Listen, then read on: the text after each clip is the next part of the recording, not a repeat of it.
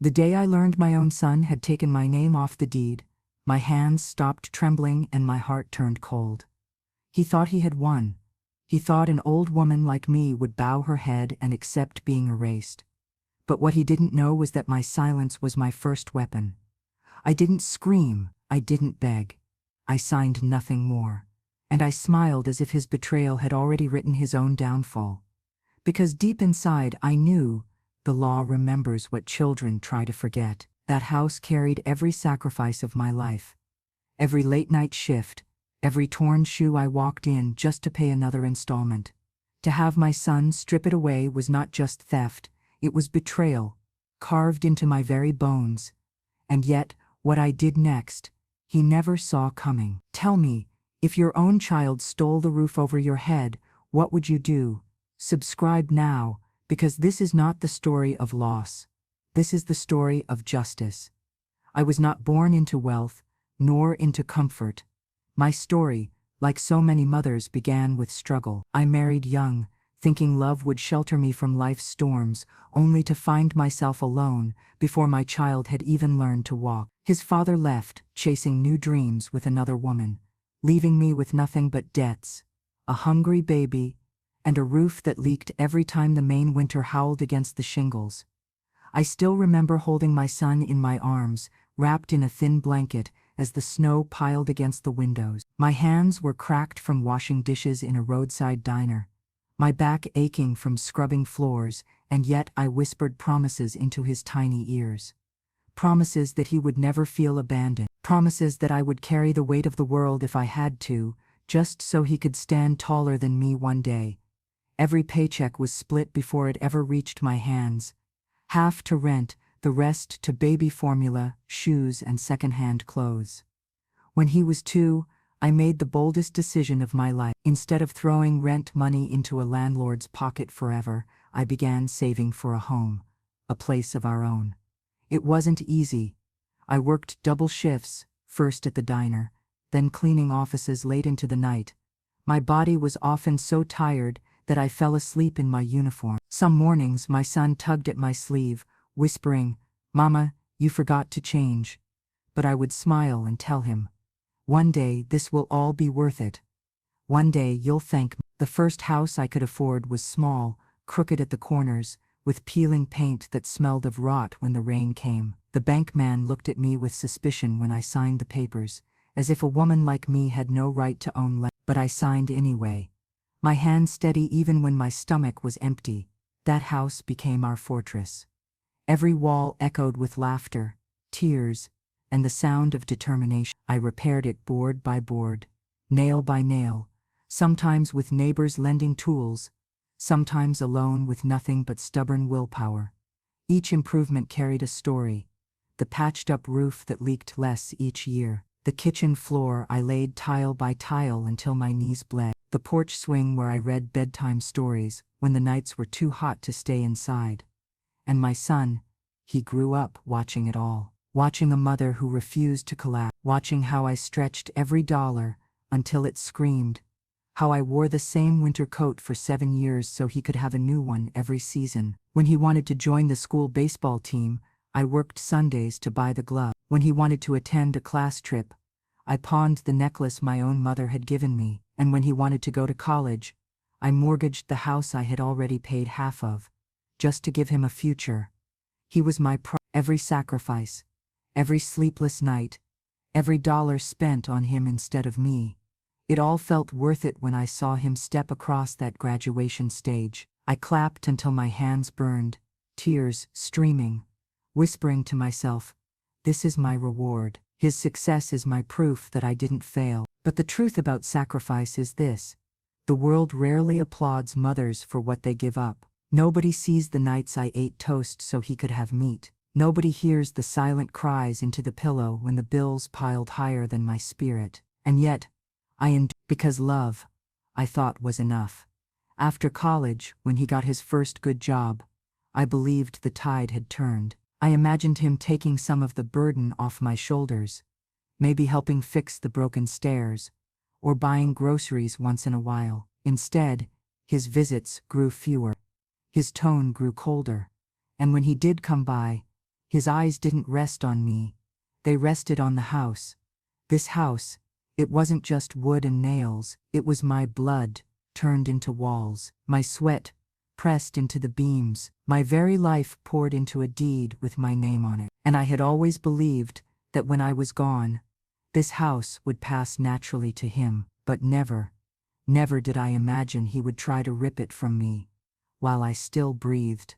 Still, before betrayal had its claws in me, there was love. I need you to understand that. I gave him everything, not just because he was my child, but because I believed children are extensions of your soul. When he needed money for his first car, I loaned it against the house. When he lost a job, I covered his rent. Every time I told myself, he's young, he'll grow wiser. But instead, my sacrifices became invisible to him. My struggles became irrelevant, and slowly, without me noticing, the boy I once held in the crook of my arm grew into a man who measured me not in love, but in dollars. The symbol of our life together, the home that had sheltered us both from storms, became the very object of his greed. I still remember repainting the living room walls one summer, the brush in my hand, the smell of fresh paint sharp in the air, the sunlight slanting through the curtain. I told him, "This house will always be your home." His reply cut sharper than I realized at the time. "Yeah, but one day it'll be mine." I laughed then, thinking it was just a son's careless words. I didn't know they were the seed of something dark. Years later, when his tone hardened and he spoke more often of deeds, inheritances, and rights, I tried to remind him gently, "This house is not just property. It's the story of survival, our survival." But his silence in response was the loudest answer of all. Looking back now, I see the warning signs clearly, the moments when his gratitude faded, replaced by entitlement, the way he looked at me, not as his mother, but as an obstacle between him and ownership. And yet, I kept giving, because that is what mothers do. We give even when our children forget to see us. We sacrifice even when respect fades. We carry the weight, because somewhere deep down, we hope love will return. But love, when it turns into greed, becomes a poison, and that poison was already spreading through the veins of my only son. The nights were the hardest. Lying in bed, listening to the old house creak and settle, I would stare at the ceiling and wonder if I had done too much, if by giving endlessly, I had taught him to take without limits. Still, each morning I brewed my coffee in the chipped blue mug I'd owned for 20 years. I swept the floors, I mended the cracks, and I told myself the same lie.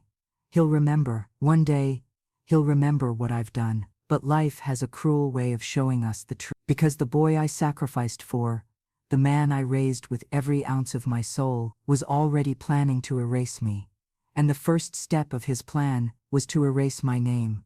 It began with papers, always paper. My son came by one evening with a folder under his arm, his smile stretched too wide, his tone a little too sweet. He said he just needed me to sign a few routine documents. Things to make life easier in case of emergencies. The kettle whistled in the background as he spoke. I poured tea into chipped porcelain cups, the steam rising between us like a curtain. His words slipped through that steam, smooth and practiced. "Mom, it's nothing serious, just a few signatures. You know, for the bank, it'll help if I ever need to take care of bills for you. You trust me, don't you?" I looked into his eyes, the same eyes I had once watched fill with tears when he scraped his knees, the same eyes that had once looked at me like I was the whole world. I nodded. Of course I trusted him. He was my son.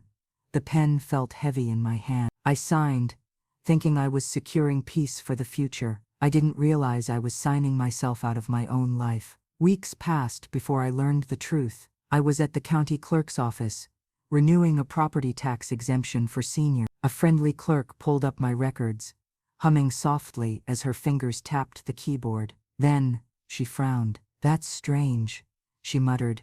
"Your name isn't listed here anymore, just your son's." My heart dropped. "What do you mean?" She turned the screen toward me. There it was, in black and white, my name erased, his name alone standing where once we had been side by side. For a moment the world went silent. I couldn't hear the shuffle of papers, the ringing phones or the hum of fluorescent lights, just a hollow emptiness spreading through my chest. I whispered, "That's impossible. This is my home. I paid for this home." The clerk gave me a sympathetic look, her voice soft. "You might want to speak with an attorney." I walked out of that office like a ghost, clutching the paperwork in trembling hands. Every step toward the door felt like sinking into quicksand. When I reached home, I stood in the doorway staring at the walls I had painted, the floors I had scrubbed, the porch I had built with my own sweat, and suddenly, none of it felt mine anymore. My son arrived later that evening. He tossed his jacket over the chair, loosened his tie, and opened the fridge like he owned the place. My voice shook as I asked him, "Why is my name off the deed?" He didn't flinch, didn't look ashamed. He smirked. "Because it's my house now." I froze. "You tricked me. You had me sign those papers." "Don't act so dramatic." He cut me off, slamming the fridge shut. "You're old, Mom. You can't take care of things forever. It's better this way." My throat burned. "Better for who?" "For you." He laughed. A cold, bitter sound that didn't belong to the boy I raised. "You should be grateful. I'm keeping the house in the family. What would you even do with it if it stayed under your name? Sit here alone until you die? At least I'll make something of it." The words hit harder than any slap. He didn't see me as his mother anymore, only as an obstacle standing between him and property. I wanted to scream, to throw him out, to tear the papers into shreds, but my voice faltered. "You erased me." He shrugged, his indifference sharper than cruelty. "Don't take it personally. It's just business. Just business." That night, after he left, I sat alone in the living room. The lamp cast a dim glow over the photo frames, lining the wall.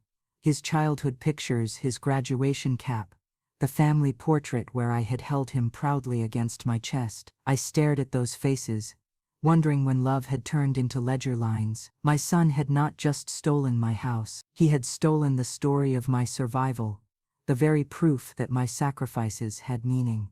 I thought of every floor I scrubbed, every meal I skipped, every night I worked just to keep this roof over our heads. And now he had taken a pen and erased it all, like I was nothing. The betrayal didn't come like a thunderclap. It came like a slow knife, twisting deeper each time I replayed his words. "You're old, Mom. You can't take care of things forever." But he was wrong. I was not too old to fight.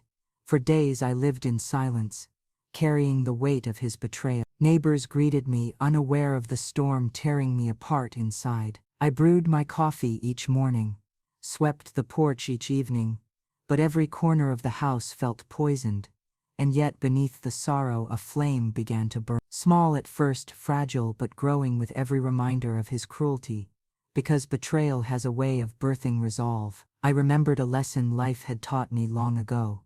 Silence is not surrender. Sometimes silence is strategy. I didn't confront him again. I didn't beg him to undo it. Instead, I began to watch, to listen, to wait. He boasted on phone calls, talking about renovations he'd make, loans he'd take against the house, even the idea of selling it for profit. Each word I overheard fueled my determination. This was no longer about walls or property. This was about dignity, about justice, about making sure that a lifetime of sacrifice would not be erased by a son's greed. Late one night, I stood in the kitchen holding the deed copies the clerk had given me. The papers trembled in my hand. My reflection stared back from the window. An older woman, lined with years of hardship, but eyes burning with resolve. I whispered to myself, "He may have erased my name from the paper, but he will never erase my name from this house." And in that moment, I knew I would not roll over. I would not let betrayal be the final word. I would fight, not with anger but with something stronger, with truth, with law, with every ounce of quiet strength that had built this house from the ground up. What I did next was the beginning of a battle he never expected. I did not sleep the night after his smirk cut through me like glass. The walls of the house felt like strangers pressing in, whispering his words over and over. "It's my house now. But grief has a way of hardening into something else. By dawn, as light spilled weakly through the curtains, my tears had dried. In their place was steel. I brewed my coffee, sat at the kitchen table, and spread the copies of the deed before me. My name gone, his name standing alone, bold as if the house had always been his. My hands no longer trembled, they steadied. I whispered to myself, "You can erase ink, but you cannot erase truth." That morning I walked back into the county records office. The same clerk who had delivered the shock now looked at me with quiet pity. She slid papers across the counter explaining in plain words how the transfer had been filed. His signature, my forged consent, the process complete. She leaned in, her voice low. "Ma'am, this isn't right. If he tricked you, you can challenge it. Do you have proof the house was always yours?" Proof. The word struck me like a bell. I left with a folder of copies and a mission. For days I tore through drawers, boxes, and old suitcases tucked in the attic. Receipts yellowed with age, mortgage statements with my handwriting, bank slips showing every sacrifice that paid for these walls. Each piece was a brick, rebuilding the foundation he had tried to steal. The memories came alive as I searched. My fingers grazed the old letter from the bank congratulating me on paying off the mortgage. I remembered how I had danced barefoot in the kitchen that night, my son laughing beside me, the two of us eating cheap ice cream, straight from the carton because we finally owned something that couldn't be taken away, or so I thought. I found photographs too. Me, hammer in hand, repairing the porch rail, him a little boy in overalls, holding a paintbrush too big for his small hands. Each photo spoke louder than any lie. This house was built by us, but more by me. Still, paper and photos were not enough. I needed voices, witnesses, people who had seen my life's work with their own eyes. So I went door to door. Mrs. Jacobs, my neighbor of 30 years, opened her door with a kind smile. When I told her what my son had done, her eyes filled with outrage. "I watched you pay for that home with your very life, dear. I'll stand with you." She promised to testify, to tell the court she had seen me hand the bank checks every month. Others joined too. Mr. Carlson, who lent me his ladder when I patched the roof. The mailman who remembered delivering stacks of bank notices addressed only to me. Piece by piece, the community I had quietly served for decades began to rise like a wall of truth behind me. But I knew words from neighbors weren't enough to undo illegal theft. I needed someone who understood the system better than he did.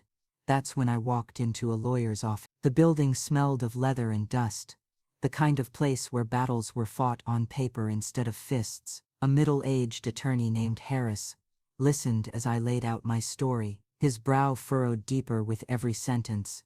Finally he leaned back in his chair, fingers steepled. "A deed signed under false pretenses has no standing. If your son tricked you, the court will see it, but we'll need everything, every receipt, every neighbor, every photograph. We'll build a case so strong no judge can look away."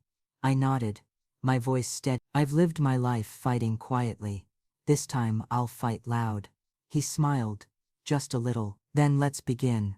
The weeks that followed were consumed by preparation. Every evening, my kitchen table transformed into a war desk. Papers spread out, dates highlighted, timelines built like scaffolding. The lawyer guided me, but the evidence came from my hands. At night, I would sit in the living room, the weight of silence pressing in, and I would remember his words. "It's just business." Each time I remembered, my resolve sharpened. If he wanted business, I would give him law. If he wanted to erase me, I would engrave myself deeper than any ink could reach.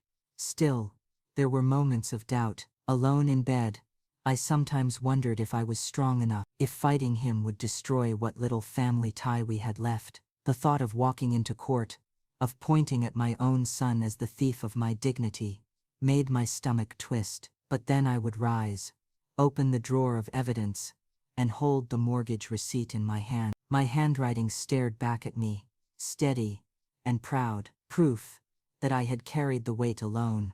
The house creaked around me at night, but it no longer felt like Betrayal's prison. It felt like an ally. The walls whispered, "We remember you. We know who built us. We will stand with you." The day came when Harris handed me the official filing. My case against my son, the ink fresh, the paper cold. I signed with a hand that no longer shook.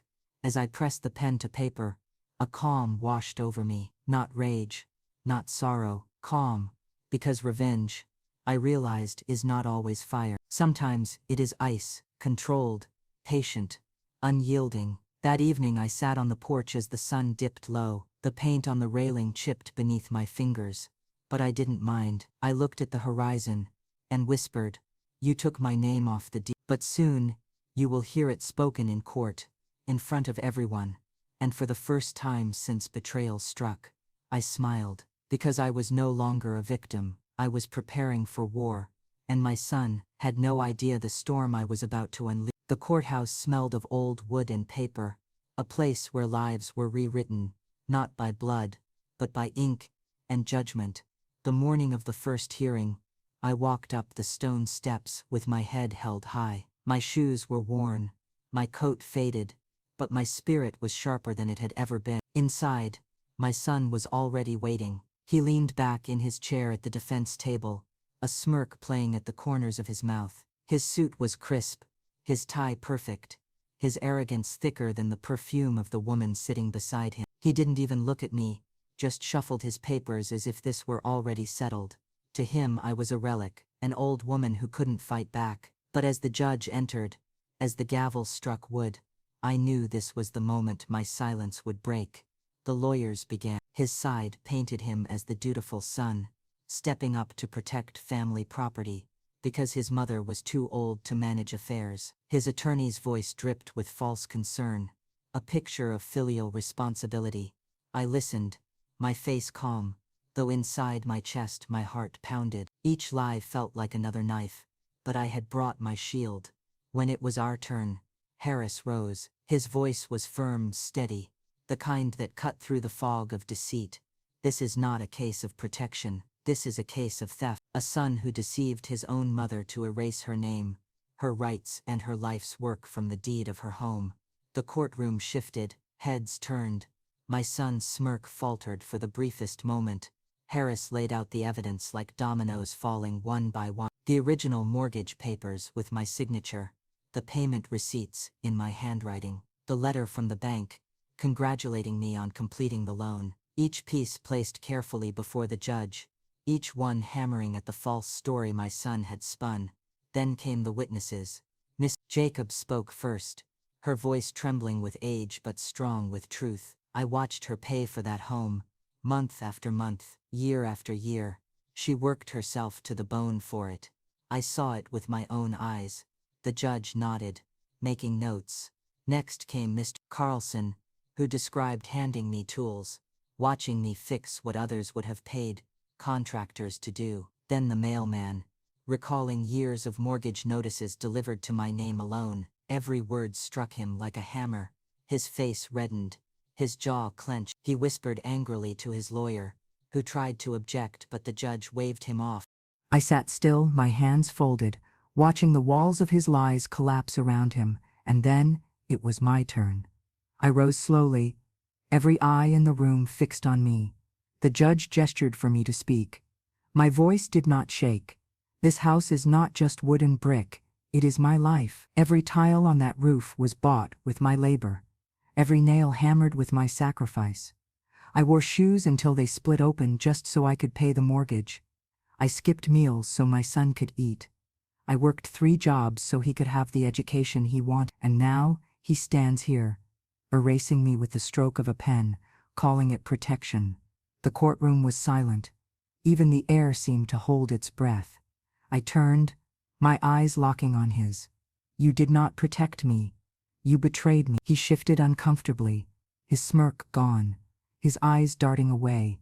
The judge studied me for a long moment, then leaned forward.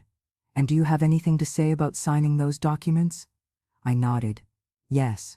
I trusted him. He told me they were for emergencies. He asked me to trust him as a son, and I did. That trust was a knife he used to cut me out of my own home. The judge's eyes hardened. My son's attorney stammered, tried to argue coercion, senility, misunderstanding, but his words fell flat against the mountain of truth already laid bare. Still, the hearing stretched for days. Each session peeled another layer off my son's story. He grew angrier, his arrogance cracking into rage. At one point he muttered too loudly, "She doesn't even need the house. She's old. She'll be gone soon anyway." Gasps rippled through the courtroom. The judge slammed his gavel. My son paled, realizing too late the poison he had spoken aloud. It was more than evidence now. It was character, and his was rotting in plain view. Harris leaned toward me during a recess, his voice low. "We've got him.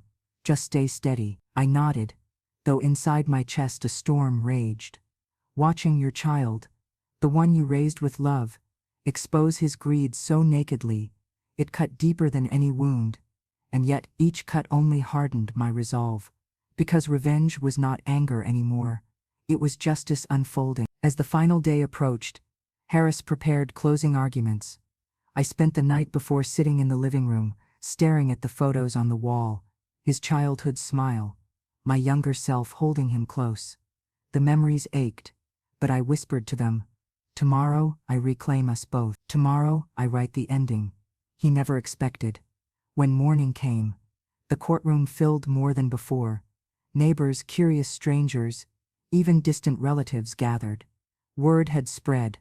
A mother against her own son in a battle for her home. He walked in looking disheveled, no longer the polished man in control. His tie askew, his hair unkempt, his eyes darting nervously. For the first time he looked smaller than me. Harris stood tall, his voice commanding. "This case is simple. A mother built a home with sacrifice. A son tricked her into signing documents she did not understand, then erased her from her own life's work. This is not protection. This is betrayal. And betrayal deserves no victory." The words rang like thunder.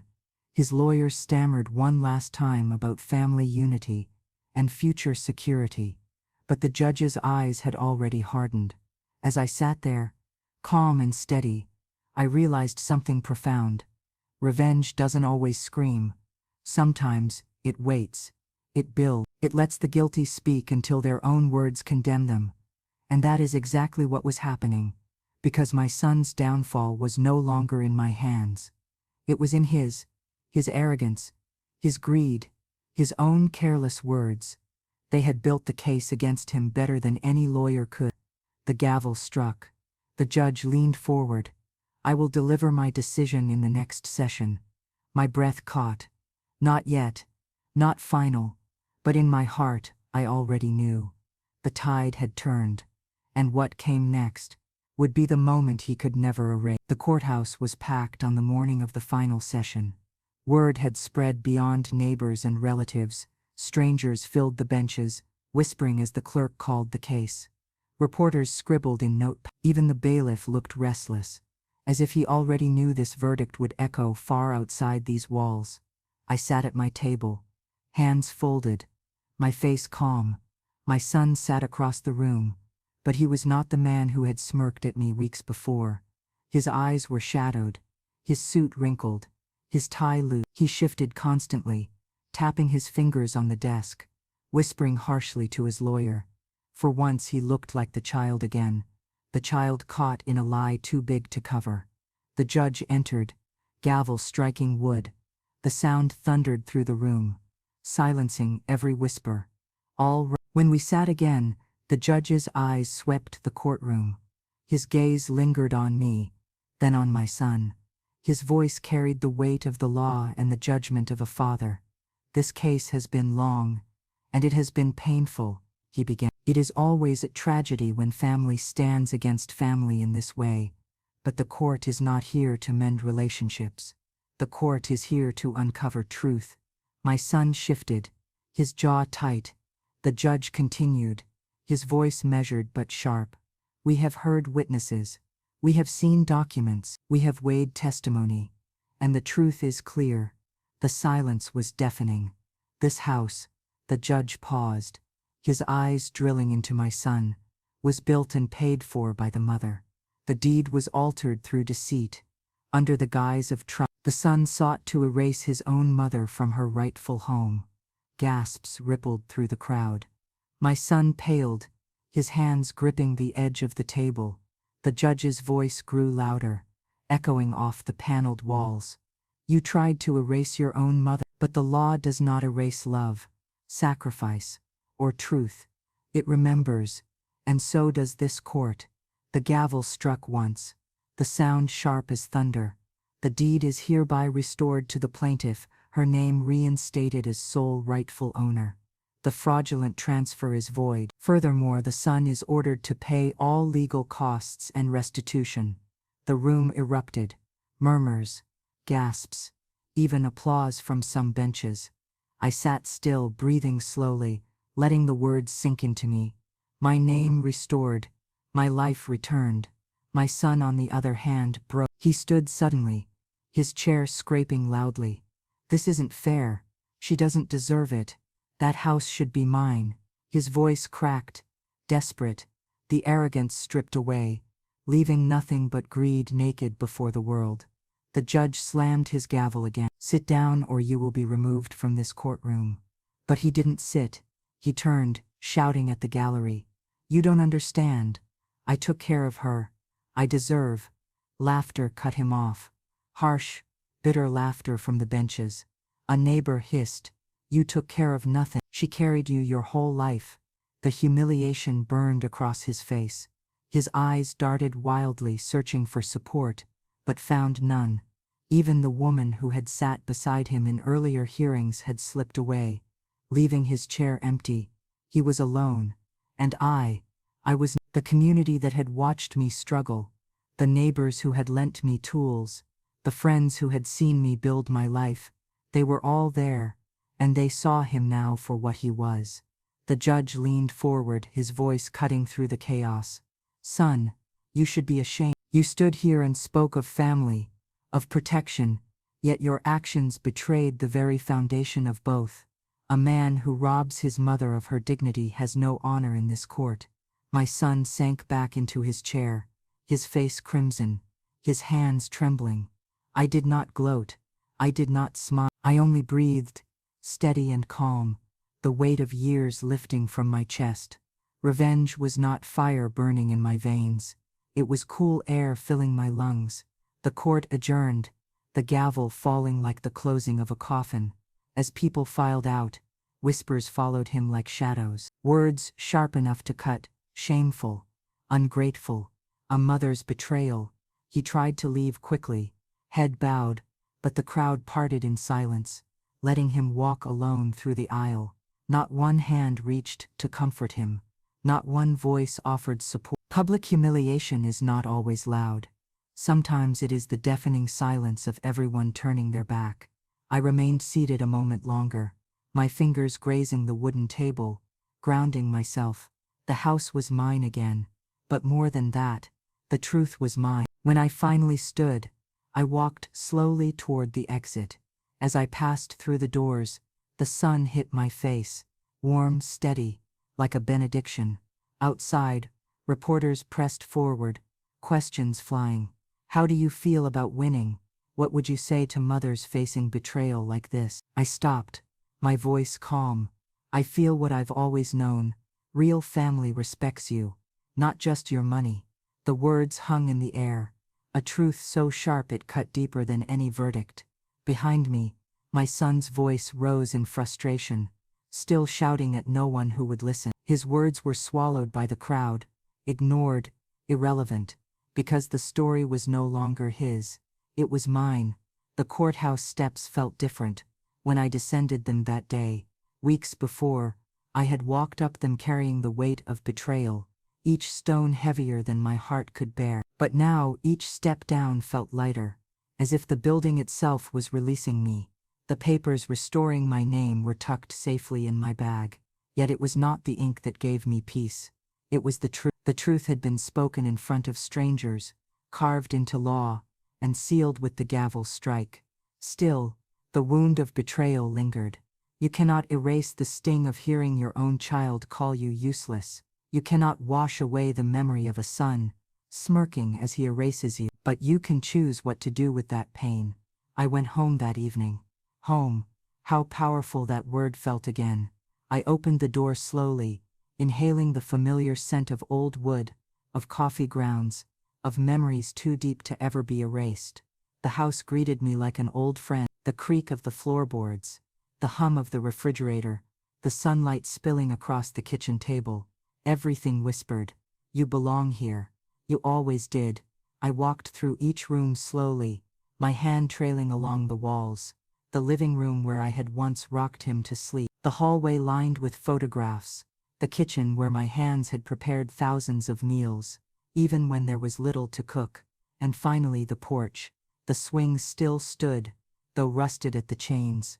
I sat down, the wood groaning beneath me, and let the cool Maine air wash over my face. For the first time in months, I did not feel fear. I felt peace, but peace does not mean forgetting. The scar of betrayal will always remain, etched into me as deeply as the lines on my hands. When I closed my eyes, I still heard his voice. "It's my house now." And though the court had restored what was mine, no verdict could give me back the son I once knew. That loss was permanent.